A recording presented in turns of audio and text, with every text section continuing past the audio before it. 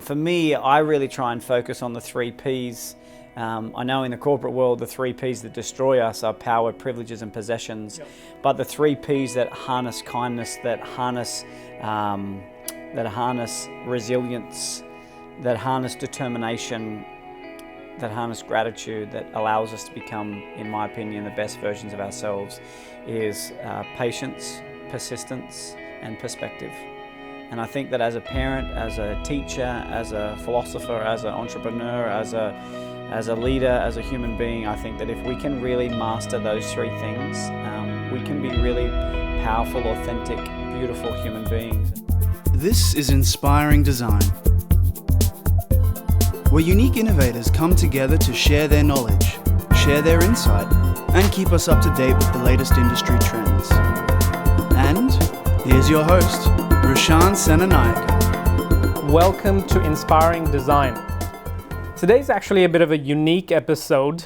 It's our very first video episode, and this is actually done to showcase one of the most incredible speakers that I have ever come across.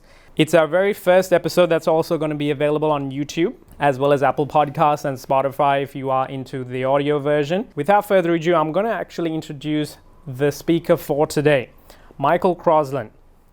In the last 5 years, Michael has presented to over 600,000 people from all walks of lives around the world. He has spoken to corporates from backgrounds, juvenile detention centers in Texas, September 11 victims, elite athletes from across the globe, as well as a number of charities, including the Make-A-Wish Foundation, has given hope and strength to many facing life-threatening illnesses.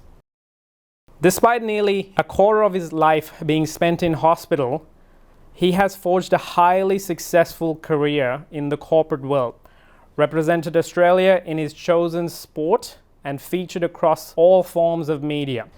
He runs a school and an orphanage in Haiti and has been presented with the Australia Day Ambassador role for 7 consecutive years. The award-winning documentary of his life by ABC's Australian Story has been viewed by over 4 million people. And in 2016, he released his first tell-all autobiography, which is now a bestseller across 6 different countries, and was one of the Queen's baton bearers in 2018 during the Commonwealth Games. Now, before we bring on Michael, let's watch a snippet of this inspiring human being's journey so far. I was diagnosed with an incurable cancer of the central nervous system. The next day, there was an American doctor. He came in, he was trialing a test drug called DTIC. The drug had never been used on humans before, only on animals. They were going to trial it on 25 patients. Sadly, 24 out of the 25 that were on that drug died.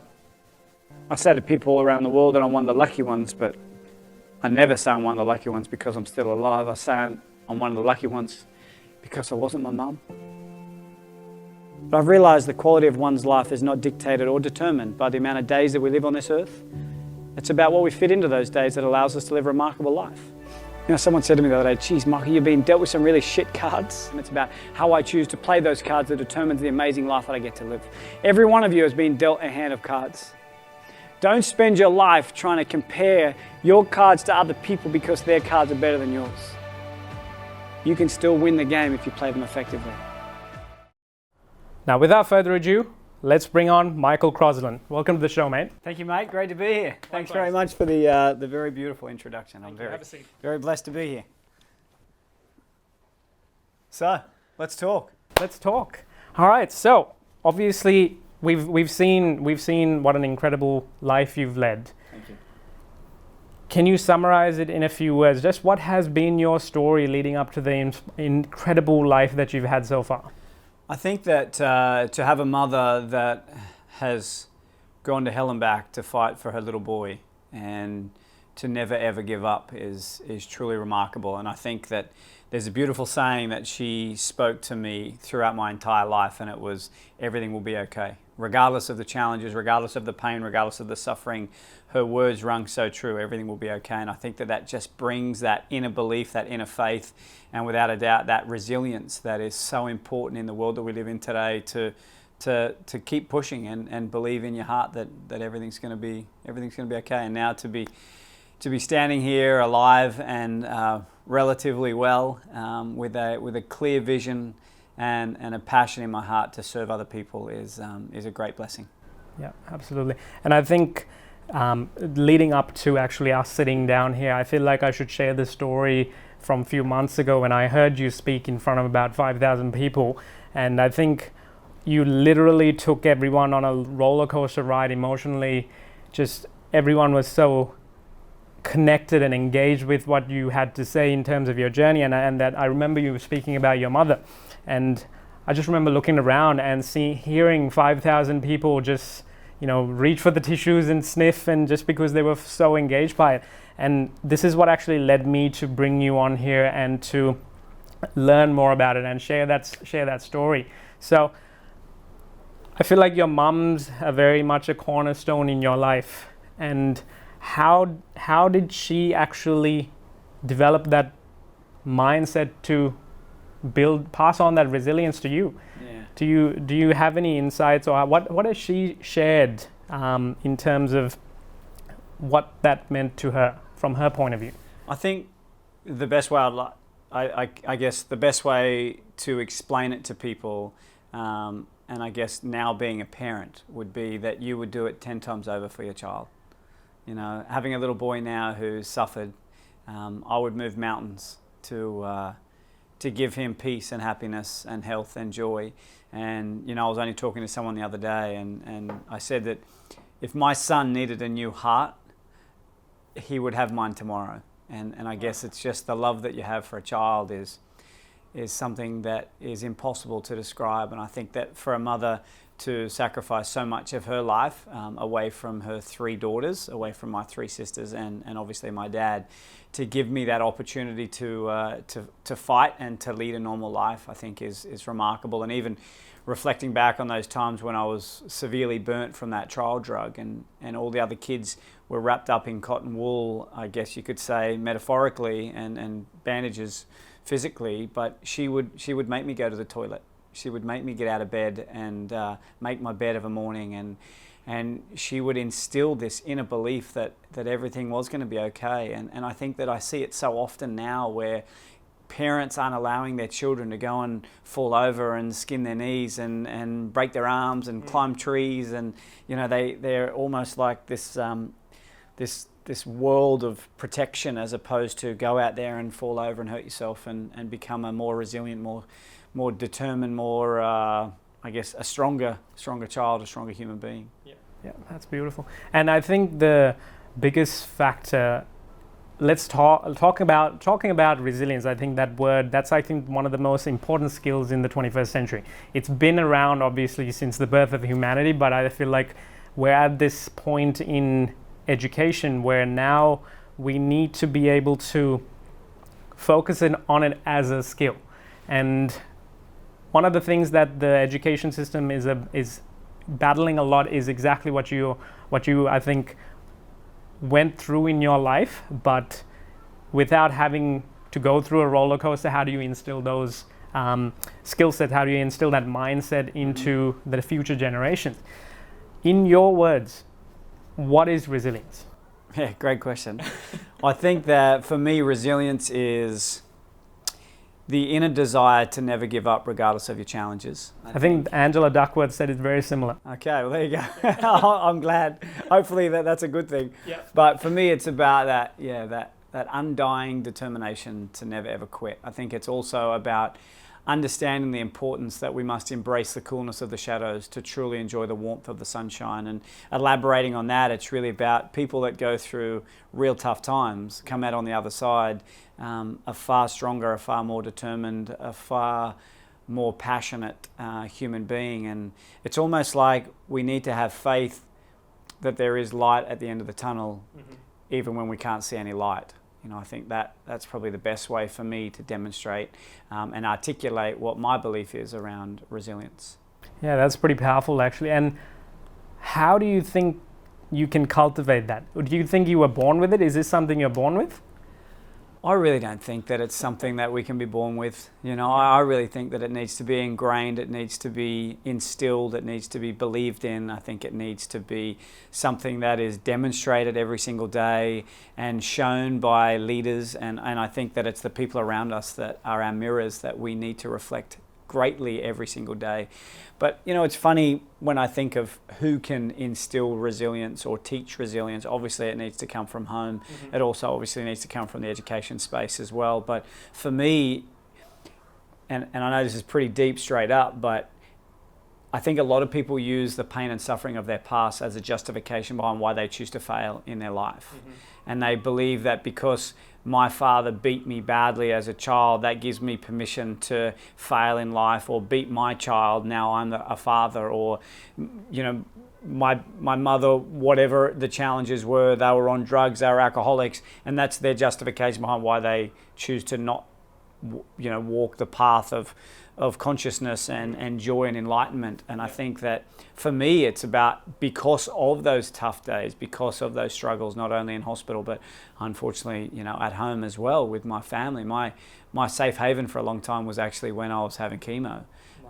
So I think we can't use the pain of the past to justify our poor behavior. And I think that resilience is something that we need to instill on a day-to-day basis from a very young age, but I don't think you're ever too old to learn it. And I think that we need to, as you said, we need to cultivate it. It needs to be something that's on trend. And Absolutely. And I think it starts from home, but it also is so critical in the education world. I don't do much in the education space. Now it's more corporate and professional sporting arenas, but I think that we need to implement some sort of change to make that happen. Absolutely. And taking this off on a little bit of a tangent, when I think of resilience, I think of Rocky.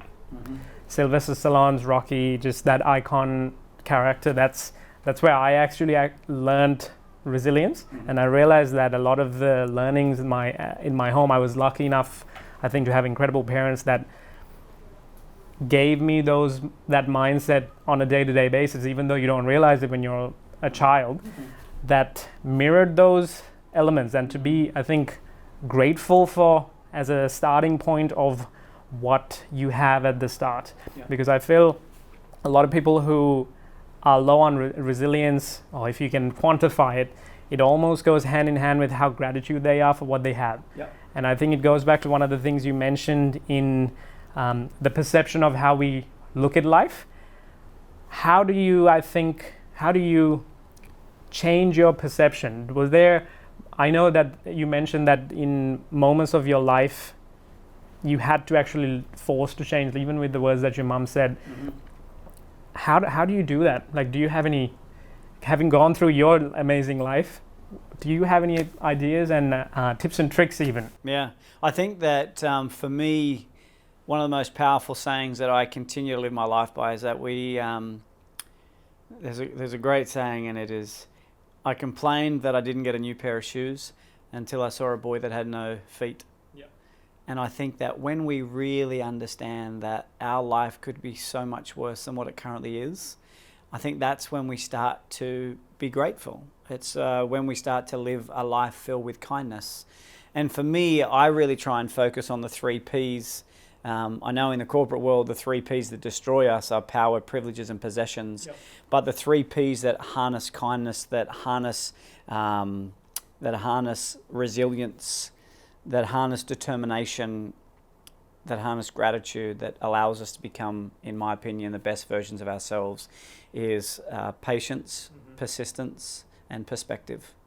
And I think that as a parent, as a teacher, as a philosopher, as an entrepreneur, as a leader, as a human being, I think that if we can really master those 3 things, we can be really powerful, authentic, beautiful human beings. And if we go through them, patience, we get tested every day with our patience. And if we can get tested with patience and demonstrate perspective in the same mindset or the same thought process, it's remarkable how we can overcome challenges. And so often we hear of people complaining because the flights are delayed, for example, the storms of, but at the end of the day, you need to remember that you're flying in a giant cigar at 600 or 700 kilometers an hour across this earth that's revolving, and then somehow gravity doesn't suck you down and crash, and you land and you're ticked off that you're delayed. The other day I was on a plane and there was a gentleman in front of me and he was complaining to the guy next to him, and he was saying that his captain is driving his boat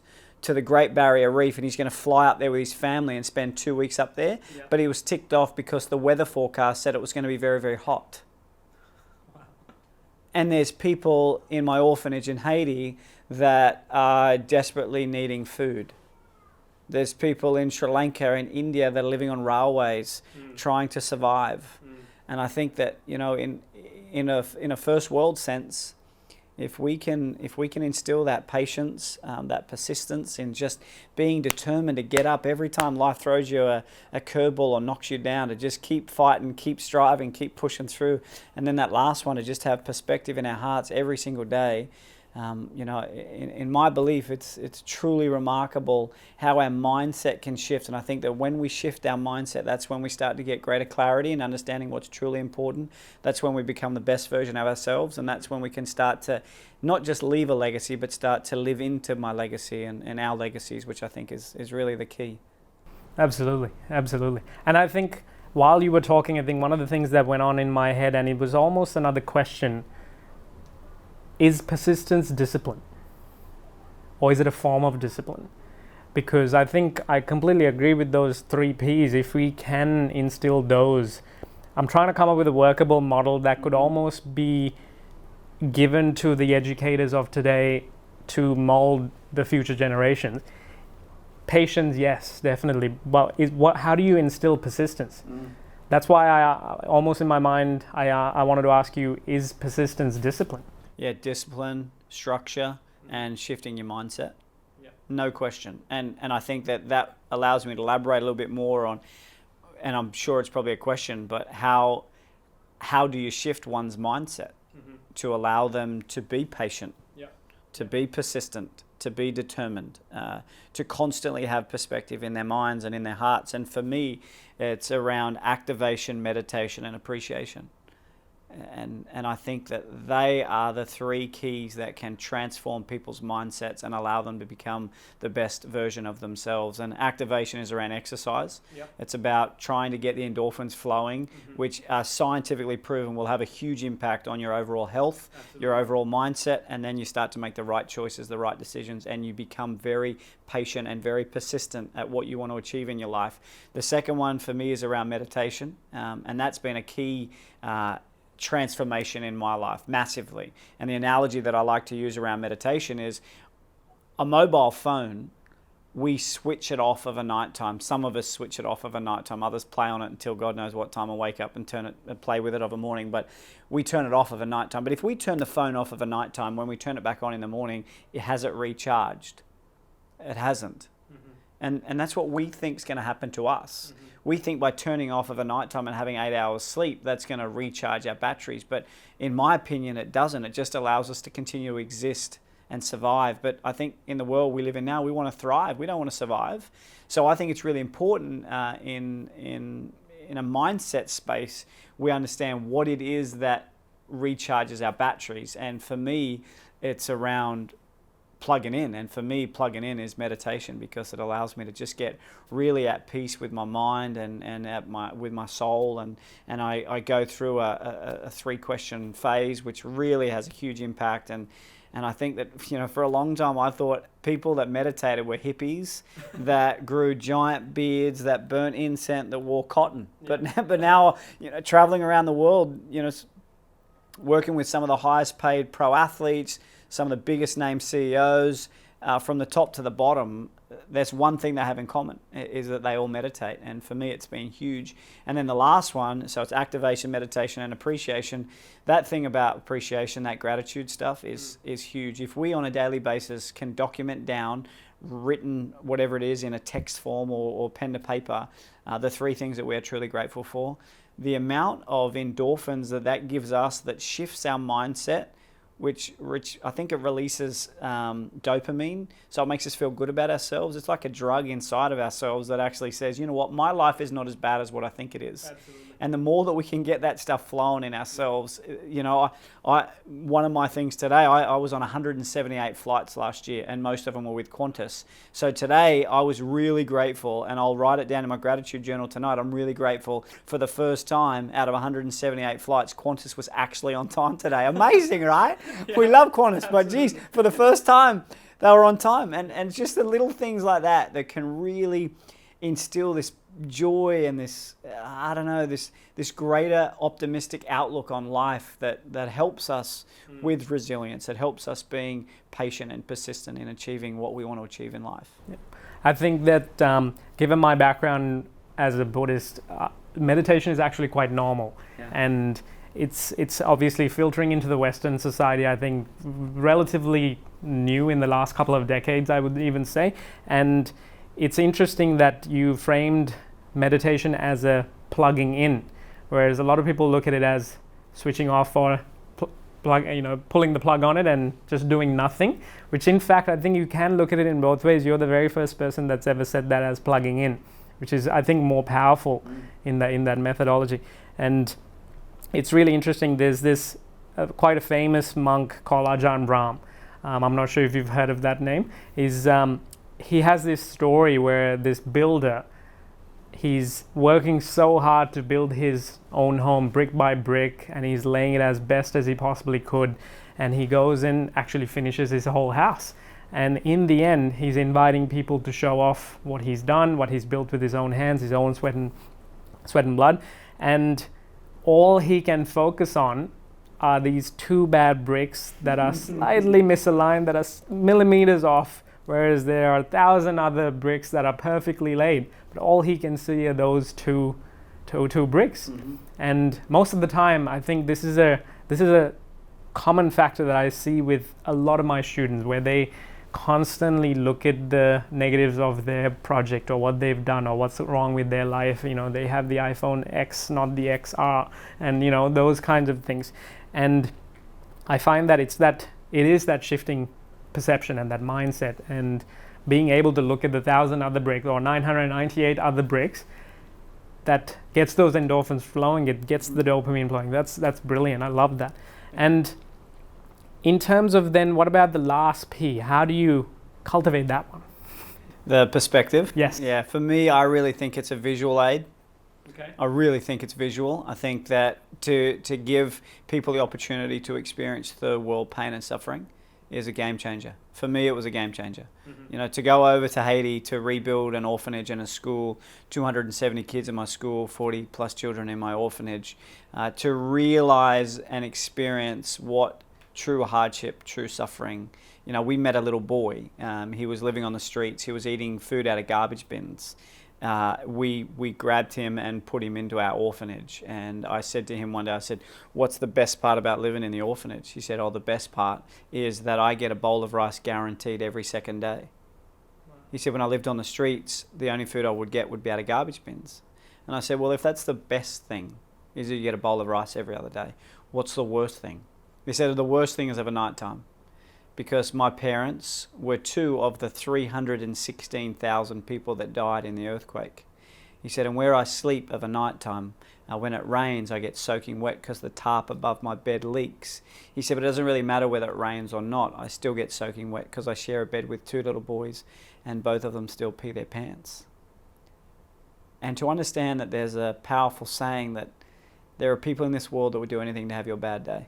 And I think the more that we can understand that, the more that we can appreciate it, the more that we can educate and inspire the youth of today to understand that their problems aren't real third world issues that are going on in the world. You know, tomorrow is not guaranteed for any of us. And I think that's why it's so important that we begin to understand that the quality of one's life is not dictated, nor is it determined by the amount of days that we live on this earth, but it's about what we fit into those days that allows us to live a remarkable life. It's not about how big our house is, it's about how big our heart is. It's about getting out of bed and serving other people every day, that I think is truly, truly remarkable and so, so important.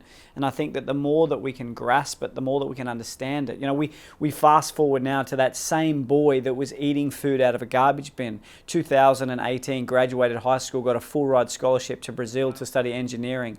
He's done 1 year of studies in Brazil, and he's fallen into the Golden Keys category, which means that he's in the top 10% of university students from around the world. He's one of the smartest kids on the planet, yet he has the perfect excuse, the perfect justification behind why he cannot do what life and the world has set out for him to do, because he's got pain in the past. But yet he's used the pain of the past not as the justification behind why he's going to fail, but he's used it as the motivation to succeed. Absolutely. I think having that visual aid there's a number of different examples that flow through my own head. It's a lot of my friends that, the early 20s, the mid 20s, you go through in a first world country like Australia, because we are blessed. One of the biggest problems that the youth or the millennials have right now is becoming a first homeowner. And to be able to even say that, I think you are very lucky, and you're in that very small blessed percentage of the world's population. But I remember going through that process as a early 20s individual, and I got sick because of the stress that was caused simply by the legal documents. And until that, exactly what you said, where I was dropping off one of my trainers to the train station, and he had, I think, a 3-year-old at the time, and then his second one was due in 2 months or 3 months' time. And I asked him how his house building was going, because at the time he was building a house, and he was set to be completed in January. And he said his lease runs out in January, but now the builders told him that it's actually going to be in the middle of the year. So for 5 months' time, he's got a newborn coming, and he's homeless because there's no renting place, no home to live, and he doesn't have his parents here to fall back on. And the worst thing I was worried about are some legal documents. Those were real problems, and all of a sudden that immediate thing of it just vanished in my head. Yeah. I think you're exactly right. So how do you think that the leaders of tomorrow or the future innovators, how do they get that visual aid constantly? I feel like travel might be a good one, but how do you, in your opinion, are there ways to go seeking that so that you expose yourself more and more? I feel like if you watch it on Facebook, it doesn't have the same impact. Mm-hmm. What are your thoughts on that? Yeah, I think that there are many people in the world that can't travel. Yeah. They're not in a financial position to be able to do that Absolutely. sort of stuff. So there is that element of not being able to do that. But a great story, I think, and I'm mindful of your time and the time that we've got today. But I was recently in New Zealand, and I was speaking, and after my event, I went down the street to get some dinner, and there was a homeless lady on the sidewalk. And she wasn't begging for money, she was just clearly homeless. And I just felt in my heart that I wanted to help. So I went up to her and I said, I'm in a really blessed position. I'll give you whatever you need, whether it's a night in a hotel, a hot shower, a new sleeping bag, something, a food, anything, just let me know what you want and I will be able to do it for you tonight. And she said, that's very kind of you, but the one thing that I want more than anything in the world is someone to talk to. Wow. She didn't want any materialistic help, no financial support. She just wanted someone to actually listen. And I think that there are so many ways in this world that we live in where we can serve other people that cost us nothing. And I think that the more that we can identify it, the more that we can harness it, the more that we can focus on it, the more that we can educate and inspire the youth of our tomorrows to understand that there are things in this world that are real, and people going through real problems and real heartache and real pain and real suffering, and give them an opportunity to be exposed to that in their own backyard. The amount of times where my wife and I go and feed the homeless, and you wouldn't even know where we live, there is actually people that are homeless. To be able to go and donate your time to run a barbecue, to simply go and help at the Ronald McDonald House or a charity where you can just make somebody lunch or dinner or give them an ear, someone to, lend a shoulder to.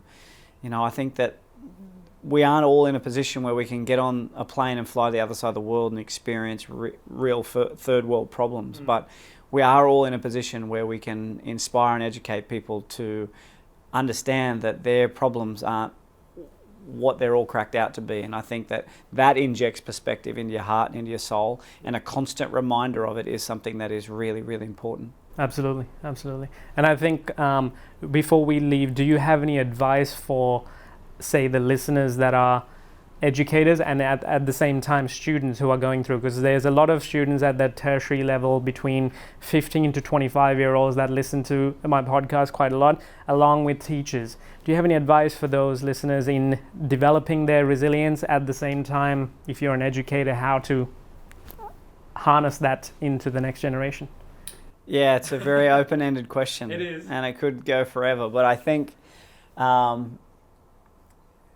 really great saying that I love is that a man went and spoke to the Dalai Lama and he said, "I want happiness." And the Dalai Lama responded, "I is ego, want is desire, and now all you have left is happiness." I think that when we remove ego, when we remove desire, and we just focus on happiness, it's remarkable how our mindset shifts and how much joy we bring to our souls. And for me, I think that life is about getting out of bed and just having a passion to inspire and serve other people. And I love that saying, we must give without remembering and receive without forgetting. In an education space, it's a very thankless job, I don't doubt. Absolutely. You don't understand the impact that you can have with people. And if you are in this space to try and get a pat on the back, then it's the wrong world for you. I'm sure you would agree. It's about getting out of bed, just simply wanting to make a positive impact and being a role model and a shining light for those that desperately need you. And I think that they have a huge, huge mountain to climb.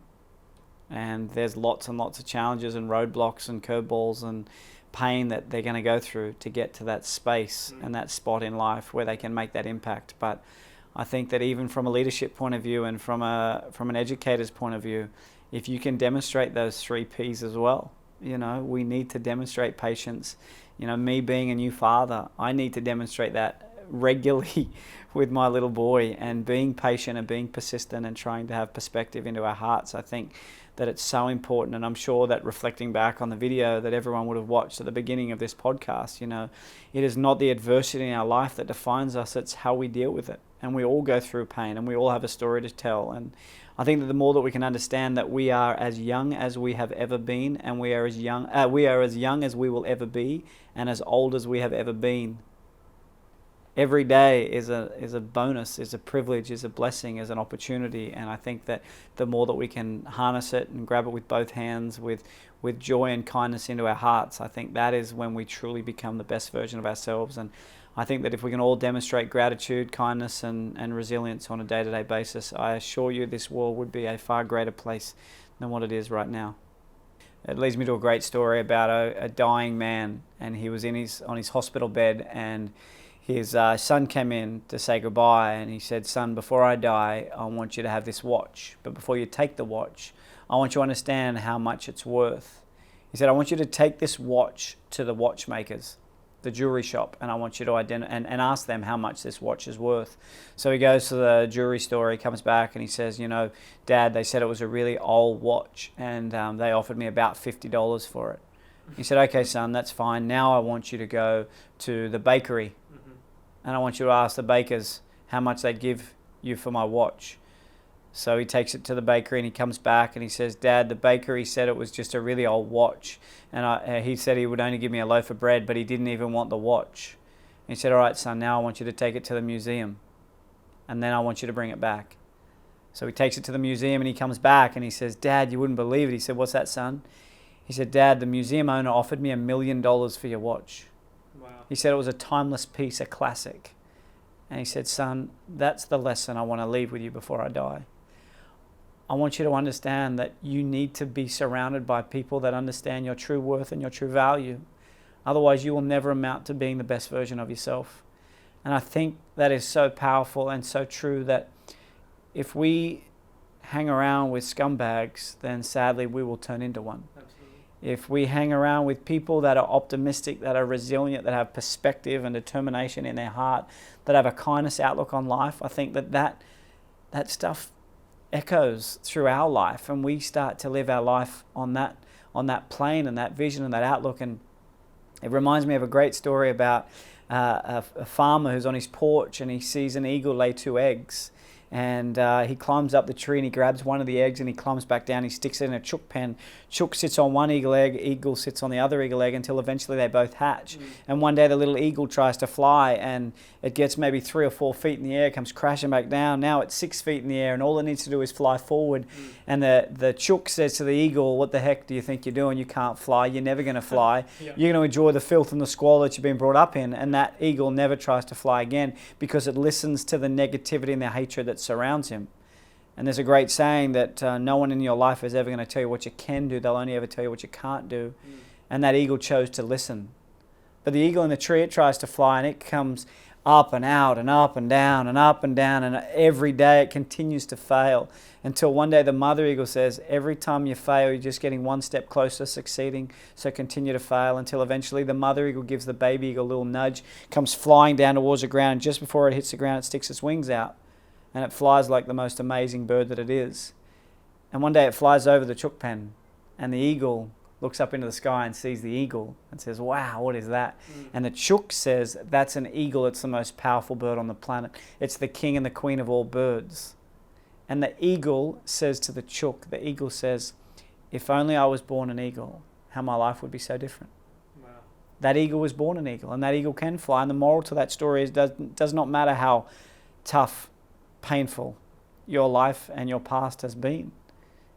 You are the only person that is truly in control of your future and your destiny.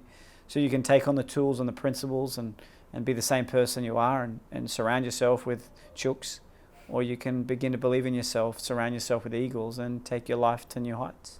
Absolutely, and I think it's very valuable for the fact that we fulfill the own self-image we have. So if we believe we're a chook, we're going to always be a chook, and it's coming from our surroundings. That's beautiful. I love that story. I talk a lot in my training programs about self-belief and replacing fear with faith.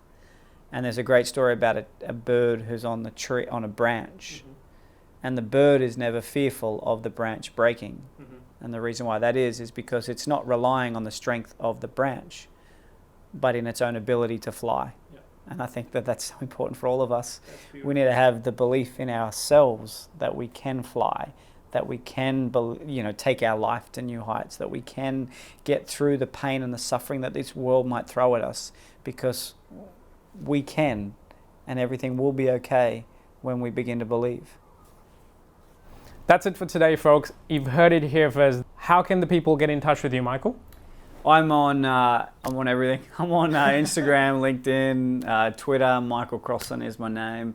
And just so grateful to hopefully be able to have a positive impact, and that's my goal every day, just to be able to touch one person's life every day. Absolutely. And what about your book? Where can people buy your book as well? My book, it's called Kids Don't Get Cancer. It's on my website. Every dollar from that book goes directly to charity. We've been able to donate more than $300,000 to charity over the last few years from selling that book. Yes, it's a challenging name, Kids Don't Get Cancer. When I was diagnosed, my mum said to the doctor, no, that can't be right, kids don't get cancer. Mum told dad said the same thing, so on and so forth. And then when I was finally allowed to go home, my mum said, son, one day when you go into this world and you can make an impact, you're going to write a book, and it's going to be called Kids Don't Get Cancer. And 30 years later, I got to write the book, and now hopefully it's inspiring some people around the world.